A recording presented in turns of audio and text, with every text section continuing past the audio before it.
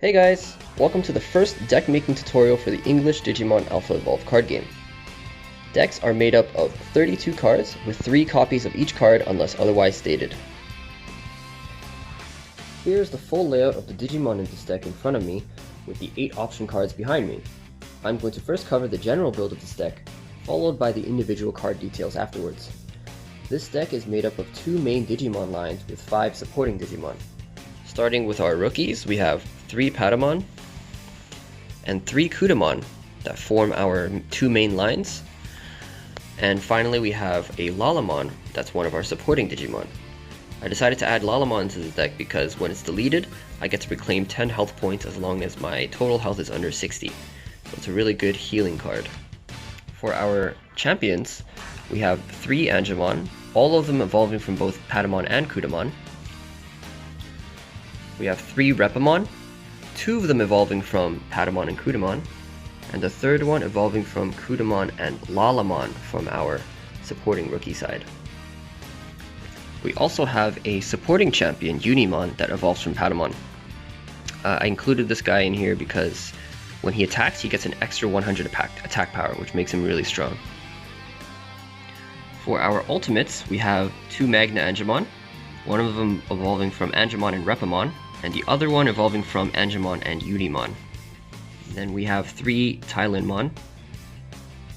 2 of them evolve from both reppamon and angemon, with the one on the left also evolving from unimon, and the one on the far right evolving from only reppamon. I just really like its art, so that's why I put him in here. But typically in a standard deck, you would have 3 versions of this tyilinmon over here. I also have 2 lilamon here for our supporting Digimon. They're basically alternate arts of the same card, evolving from reppamon. I include these cards in here because they're really good for healing. Every time I successfully attack with them, I get to recover 10 life points as long as my total life points is under 60. Also, as one of the supporting Digimon is angewomon, that evolves from angemon. And just like unimon, when angewomon attacks, it gets an extra 100 attack power, so it's a really strong card. Finally, starting off our Mega Digimon, we got Shinegreymon, evolving from magnaangemon. It's got a cost of 9 and a speed of 4, so it's pretty average cost and speed. Now this card is really strong because when performing an attack, you get an extra plus 300 damage. So that's a really strong card over here.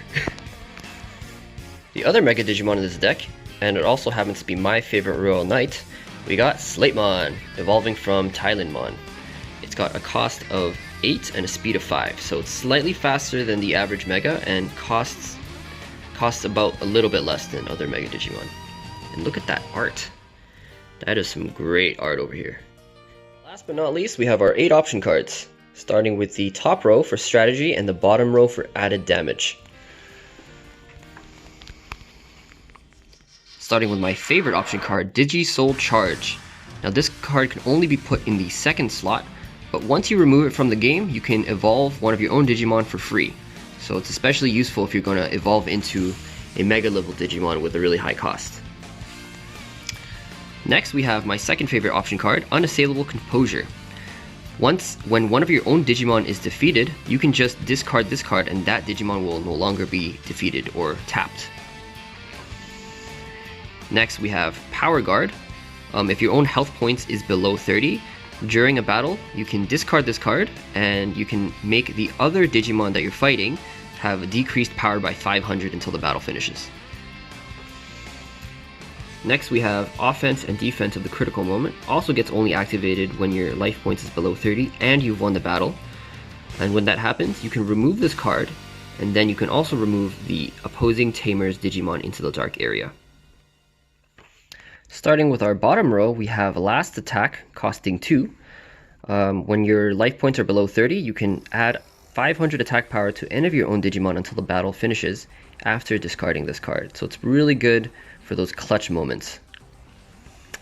Next, we have Sharpened Claws, only costing 1. You can add 100 attack power to any of your own rookie until the battle finishes. This card's really great for the beginning of the rounds to win a few battles.